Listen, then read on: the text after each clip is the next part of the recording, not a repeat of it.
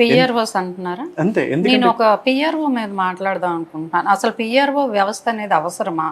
టాలీవుడ్లో చూస్తే కొంతమంది చేతుల్లో ఉంది పిఆర్ఓ వ్యవస్థ. ఏంటంటే వాళ్ళు కొన్ని ఛానల్స్ని రానివ్వకుండా, నేను స్వయంగా చూసిందే మిమ్మల్ని అడుగుతున్నాను.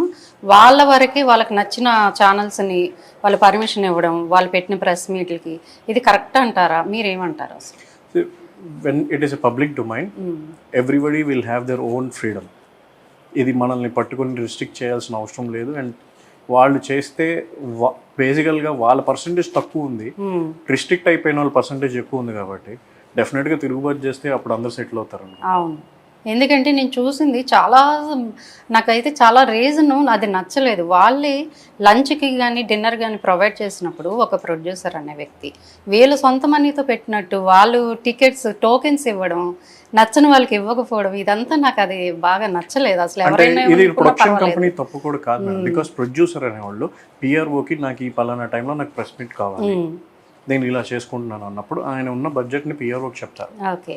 ప్రొడ్యూసర్ అక్కడ పాపం సినిమాని ప్రమోట్ చేసుకోవాలా, ప్రొడ్యూసర్ ని బ్లేమ్ చేయట్లేదు నేను. పిఆర్ఓ వ్యవస్థ అనేది అది యూనో ఐ రియల్ నాకు పిఆర్ఓస్ అంటారా, బై గాడ్స్ గ్రేస్ నేను ఒక పిఆర్ఓతో వర్క్ చేస్తున్నాను. ఒక లాస్ట్ 15-20 ఫిలిమ్స్ లేకపోతే నా అన్నీ కూడా నా క్రికెట్ ఈవెంట్ చేసినా కూడా దేవర్ వెరీ గుడ్. అంటే వాళ్ళు కూడా బాగా స్ట్రగుల్ అయ్యి పైకి వచ్చి ఇదంతా వచ్చిన వాళ్ళు కాబట్టి వాళ్ళు కూడా అదే ఏజ్ గ్రూప్ లో ఉండడం వల్ల వాళ్ళకి ఆ కష్టం తెలుస్తుంది. బట్ విన్నాను, ఎస్ లాస్ట్ ఈ ప్రీవియస్ డేస్ లో చాలా సెన్సేషన్ వస్తుంది, పిఆర్ వాళ్ళు కంట్రోల్ చేస్తున్నారు అది.